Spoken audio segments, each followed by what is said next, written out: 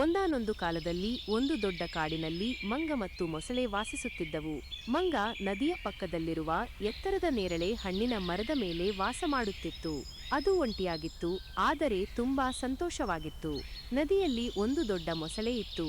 ಆ ಮರದಲ್ಲಿ ತುಂಬಾ ರುಚಿಯಾದ ನೇರಳೆ ಹಣ್ಣುಗಳು ಇದ್ದವು. ಮಂಗ ಪ್ರತಿದಿನ ಆ ಹಣ್ಣುಗಳನ್ನು ಆನಂದಿಸುತ್ತಿತ್ತು. ಒಂದು ದಿನ ತುಂಬಾ ಹಸಿವಿನಿಂದಿದ್ದ ಮೊಸಳೆ ನದಿಯಿಂದ ಹೊರಬಂದು ಆ ಮರದ ಕೆಳಗೆ ಕುಳಿತುಕೊಂಡಿತು.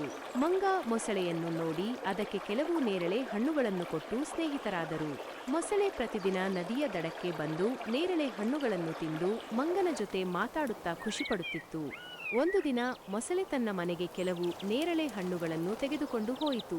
ಮೊಸಳೆಯ ಹೆಂಡತಿ ಆ ಹಣ್ಣುಗಳನ್ನು ತಿಂದ ಮೇಲೆ, ಈ ಹಣ್ಣುಗಳು ಇಷ್ಟೊಂದು ಸಿಹಿಯಾಗಿದ್ದರೆ ಮಂಗನ ಹೃದಯ ಇನ್ನೂ ಸಿಹಿಯಾಗಿರುತ್ತದೆ, ನನಗೆ ಆ ಮಂಗನ ಹೃದಯ ಬೇಕು ಎಂದು ಹೇಳಿದಳು. ಮೊಸಳೆಗೆ ತುಂಬಾ ಬೇಜಾರಾಯಿತು.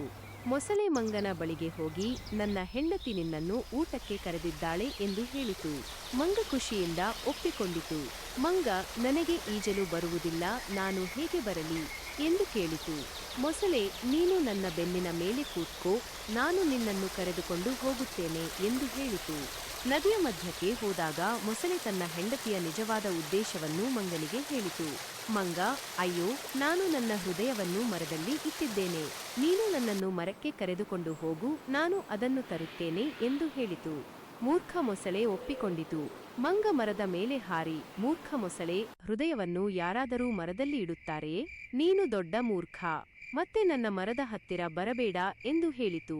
ಮೊಸಳೆಗೆ ನಾಚಿಕೆಯಾಯಿತು ಮತ್ತು ತುಂಬಾ ಬೇಜಾರಿನಿಂದ ಅದು ತನ್ನ ಮನೆಗೆ ಹಿಂದಿರುಗಿತು.